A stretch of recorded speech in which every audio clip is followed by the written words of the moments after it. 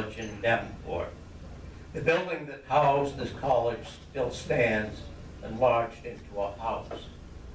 And this is on, I believe it's 7th Street in Davenport, up on the hill, well, on the bluff overlooking the river. It's interesting looking at the house today. We'll see on the left what looks like a little dinky addition. That, in fact, is the original college building, sort of a high-level one-room school. And the house itself, for some reason, got built and added on to, and it's really as if it were two houses of very different styles combined together. Anyway, the school eventually became Grinnell College. Charles Deere then attended Knox College, which was established by abolitionists in Galesburg. Now, in late 1853 or 1854, he was newly graduated from Bell's Commercial College in Chicago and was only 16 years old. He joined his father's company as a bookkeeper, and he quickly advanced in the marketing side of the business. As head salesman in charge of dealers and salesmen, he often took to the road to introduce plows to potential customers in new territories. And he really enjoyed demonstrating the equipment himself, hitching horses to plows and carving furrows in the soil. In 1858, at age 21, that's about the time this picture was taken, Charles bought out his father, and he took over management of the company. While his father remained as president of the company until his death in 1886, it was Charles who would guide it for the next 46 years.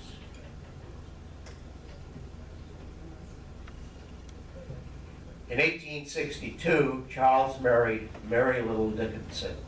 She had also been born in Vermont. Now, Charles Deere and John Deere were very different people, and that was critically important to their success. They complemented each other. John had a gregarious nature, and the fact that he was used to working in the shop, really as a blacksmith, side by side with his employees, resulted in a company that was rather paternalistic.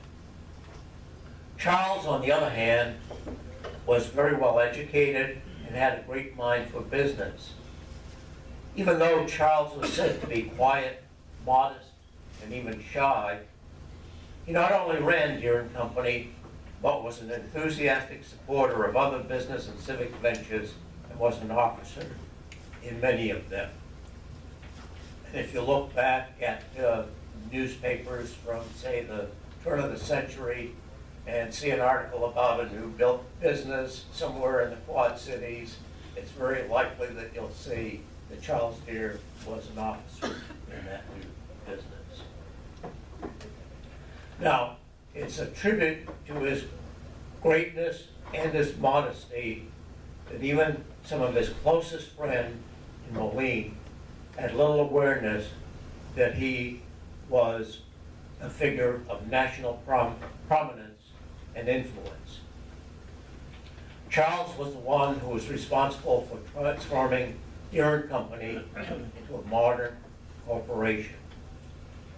Now, Charles understood the business value of his father's reputation, and he crafted the legendary version of the John Deere story. The invention of the steel plow and the conquering of the prairie. And to make it quite clear, John Deere did not invent the steel plow, nor did he ever make such a claim. And there are documented court proceedings that will attest to this fact.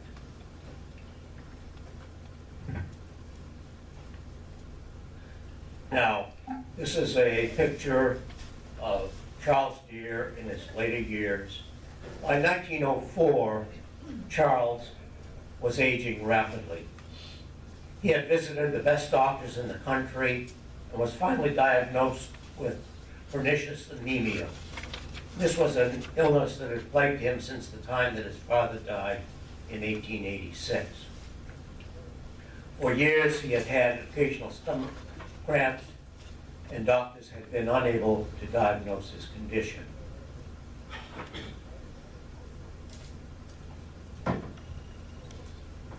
Charles was now also caring for his wife, Mary. She had, by this time, lost the use of her legs, but she was still active in the Daughters of the American Revolution and the First Congregational Church. Now, in spite of their failing health, Charles and Mary spent the summer of 1906 on their houseboat named Marketana, and it was towed by the steamer Calatan. The Marketana and Calatan replaced an earlier houseboat and steamboat that Charles had acquired in 1897, and they were destroyed by fire in 1900.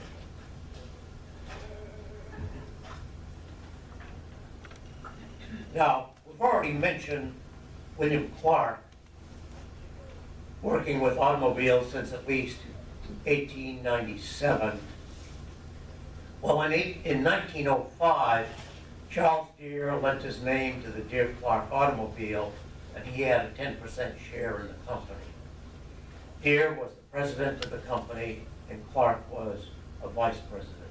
Again, I want to emphasize here that even though it had his name on it, he only had 10% ownership of the company.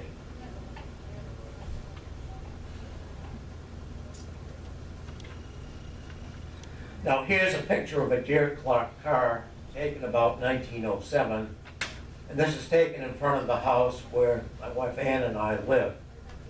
Seated on the right is Charles Pope, and he had a 10.2% ownership of the Deere Clark company. So he owned a little more of it, had a little more skin in the game than Charles Deere did.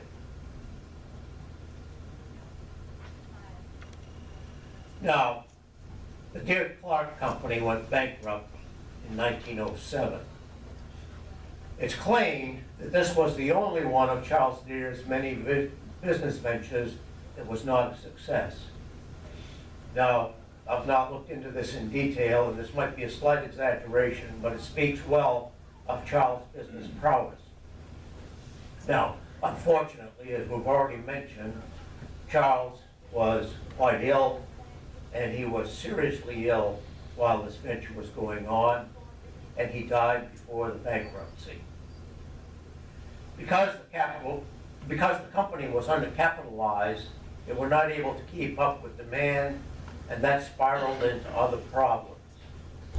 Now, what might have been, if Charles had been well, it's possible that he might have put more money or energy into the venture, perhaps used his business expertise to make the company successful, but that was not to be. Now, there's some ambiguity about whether the Deere Clark automobile was an official Deere & Company project or not. And I've come to believe that this was purposely ambiguous, much like the Deere plow pulled by the Fox steam tractor back in 1859. Here was an opportunity to experiment with the automobile with relatively little investment or risk on the part of Deere & Company.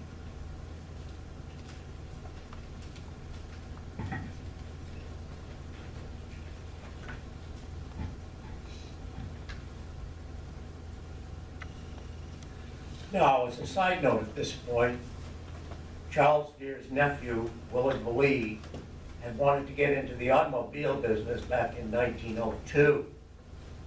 But at the time, he felt that the time wasn't right. So at that time, he formed a very successful carriage company. It could be that his Uncle Charlie's automotive venture was a signal to him that the time was now right, and possibly that's what influenced him in starting the Velie Motor Vehicle Company in 1908. Now, to begin looking at some other members of the Deere family, as we work our way down into the Velie family.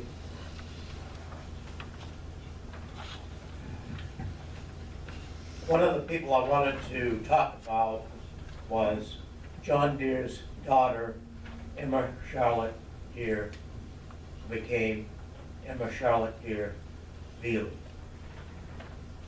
Well, I take it as a sign of the times that there's not much recorded information about her. Her obituary says more about her illustrious father and her illustrious husband than about her. And even that shows that some progress has been made. When her mother, and that was John Deere's first wife, Demarius, when she died, there was not even an obituary in the newspaper. Well, Emma Charlotte Deere was born in Grand Detour, Illinois in 1840. Charles Deere was her great brother, and he remembered her as a young child, always worrying that he would someday drown in the Rock River while fishing. Well, in 1862, she married Stephen Henry Velie. She was 20 and he was 30. They first lived in Rock Island County, then moved to Princeton, Illinois, before coming back and settling in Moline when Stephen began working with her father, John Deere. Now, while living in Moline, Emma and Stephen lived in a grand Italianate house at 1113 11th Avenue. This is the site of Velie Park today. This house was a pretty special one. It had an elevator that was on the bluff overlooking the city. There are some interesting period photos dating back to 1901 that are taken from this bluff, giving an overview of the city. And I saw just yesterday a Wikipedia photo taken from that same vantage point.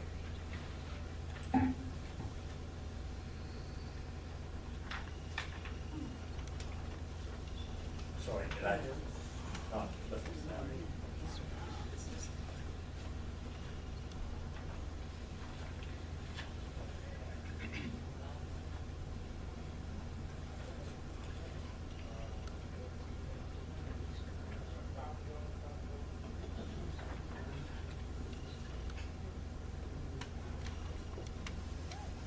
Well, Emma Velie died in February 1911. Just a few days later, the Velie's house was destroyed by fire. Studying how the management and leadership of Moline businesses changed hands in the 1800s, you might get the idea that it sure paid to marry the boss's daughter. Well, it's more likely that it worked the other way around. It appears in some cases that the boss gave his approval to a marriage very carefully.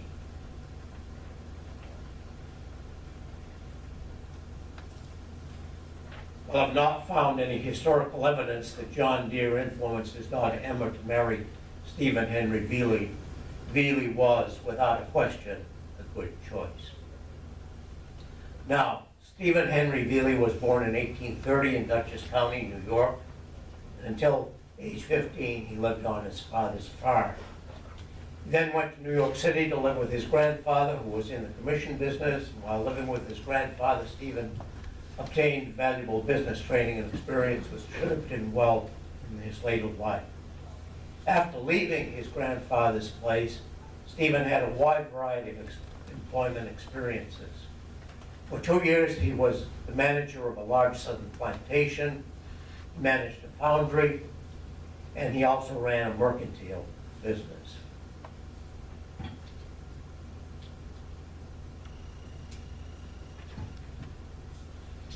In 1862, Stephen married John Deere's daughter, Emma Charlotte. And in 1863, he entered into partnership with John Deere. And in 1868, when the company became incorporated, Mr. Velie became secretary and treasurer of the firm. and he held those positions for the rest of his life. Now, in addition to his responsibilities with Deere Company, Mr. Velie, like many other go-getters in Moline, was interested in other financial and manufacturing enterprises. He had a large lumber holding in the south. He was interested in the stone quarries in Leclerc, Iowa. He was president of the Moline Central Railway Company, the Moline Water Power Company, and the People's Power Company. And like Charles Deere, Stephen Velie was noted for his business judgment and acumen. And it is said of him also that every one of his business enterprises prospered. After the death of John Deere, Stephen Velie began working very closely with his brother-in-law, Charles Deere. Velie's work was meticulous and thorough, but he was much more conservative than Deere.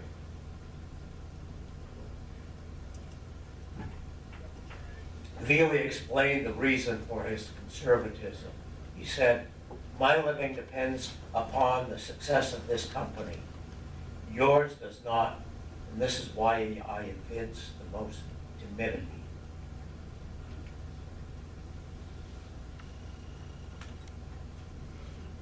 While he was actively involved in various businesses, Stephen Velie never got so wrapped up in business affairs that he was difficult to approach. He was always ready to help those less fortunate and in a way that best suited their particular need. And as a conversationalist, he was said to have a rare power of being able to adapt to the environment in which he found himself, making himself known as a man of great congeniality.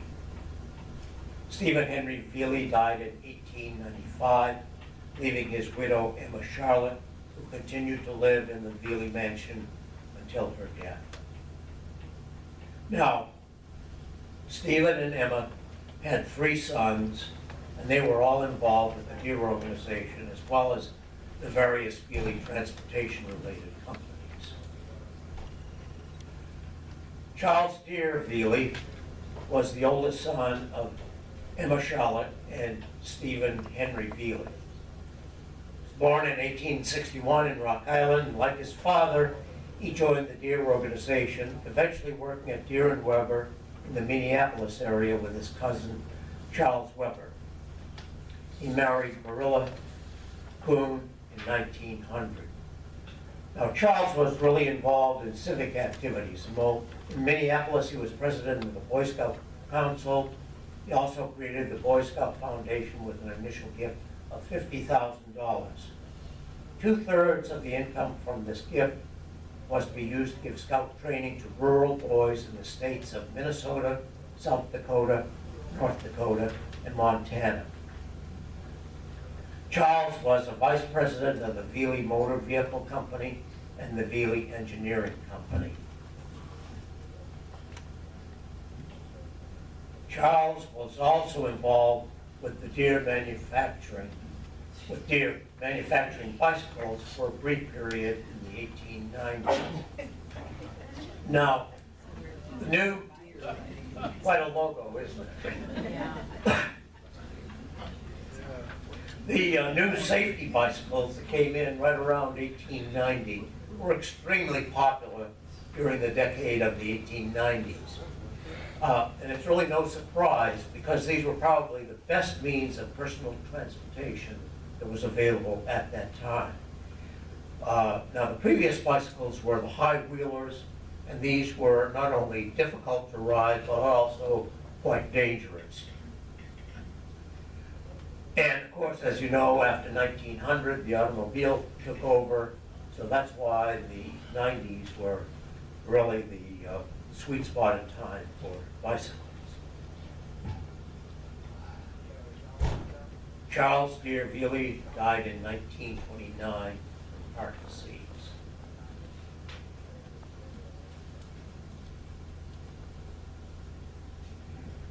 Stephen Henry Velie Jr. was born in 1862 in Princeton, attended Michigan Military Academy and the Racine Business College.